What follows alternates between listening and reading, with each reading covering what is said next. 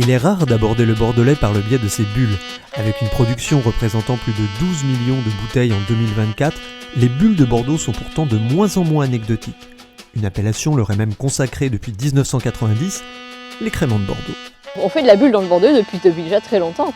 Alors on ne s'appelait pas crément, mais effectivement dans le Bordelais on fait de la bulle depuis très longtemps. Mon père, avant moi, faisait des méthodes champenoises. Et moi j'ai commencé quand l'appellation crément a été déposée. Derrière le terme crément, la méthode traditionnelle. Également utilisée en Champagne, elle consiste principalement à faire fermenter une seconde fois un vin tranquille dans une bouteille. 8 régions proposent aujourd'hui des créments, avec, à Bordeaux comme ailleurs, des contraintes indispensables à la production d'une bulle de qualité. C'est compliqué? Non, c'est pas compliqué, mais il y a des règles. Et les règles, la première des règles, c'est le remâche manuel.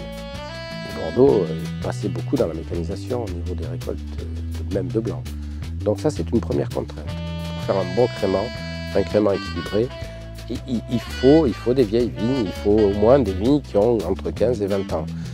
Il faut des vignes qui ont une capacité racinaire d'aller chercher la nourriture assez loin aussi. C'est la même chose que pour les grands vins rouges. Il faut, si on veut donner de la... à mon avis, il y a aussi une notion de terroir sur les créments. Il n'y a pas une notion de vin uniquement technique. Au-delà des terroirs, les cépages permettent également de distinguer les 8 régions productrices de créments. Ce qui nous différencie entre les créments de France, c'est principalement sur les cépages, ensuite les terroirs, le climat et les microclimats de nos appellations. D'abord, il y a le terroir, bien sûr. Il n'y a qu'à Bordeaux qu'on peut faire un crément de Bordeaux. Il y a le cépage. À Bordeaux, vous avez les 3 cépages et un cépage accessoire. Donc les 3 sont le sémillon, sauvignon et muscadelle, complétés dans certains cas par l'uni blanc. Ça, c'est pour les blancs. Pour les rouges, nous avons les 3 cépages également qui sont les plus utilisés, Merlot, Cabernet Sauvignon, Cabernet Franc. Voilà. Bon, généralement, c'est le Cabernet Franc et le Merlot qui constituent les vins de base des créments proposés.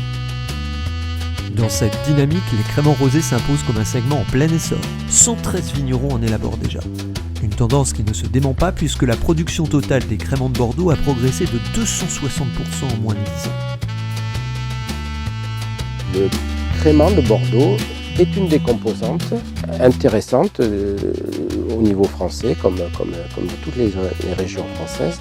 Il amène une particularité, dont on en parlait tout à l'heure, et qui est différente du Limoux, de Bourgogne, d'Alsace.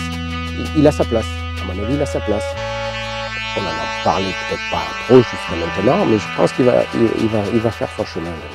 On retrouvera également la marque du terroir de Bordeaux, en bulle.